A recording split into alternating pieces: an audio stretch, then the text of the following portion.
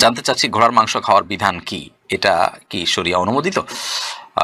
ভাই জয়নুল আবেদিন, ঘোড়ার মাংস, ঘোড়ার গোশত খাওয়া নিয়ে ফোকাহে কেরামের মধ্যে যে মত আমরা পাই, মত পার্থক্য যেটা আমরা পাই সেটা হলো সংখ্যাগরিষ্ঠ ইমাম বা ইমাম চতুষ্টয়ের বেশিরভাগের মতে, ইমাম শাফি এবং আহমদের মতে এবং ইমাম মালিক রহমতুল্লাহের একটি বর্ণনা অনুযায়ী আপনার ঘোড়ার গোশত খাওয়া সম্পূর্ণ হালাল।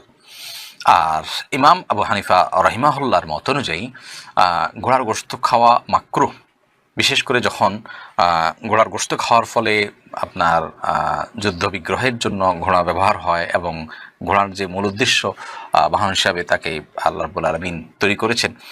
তো কোরআনে কারিম আল্লাহ তাআলা তার বিবরণ দিতে গিয়ে বলেছেন লিতারকাবুহা জিনা, যে এটা তোমরা যাতে এটাতে বহন করো বা মানে এটাকে বাহন হিসাবে তোমরা গ্রহণ করতে পারো।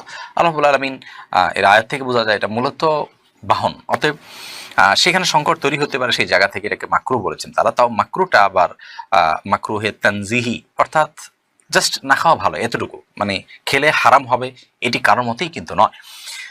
আর যদিও অনেক ওলামায়ে কেরামের মতেই, যেমনটা বললাম যে সংখ্যাগরিষ্ঠ আলেমদের মতে জায়েজ এবং হানাফি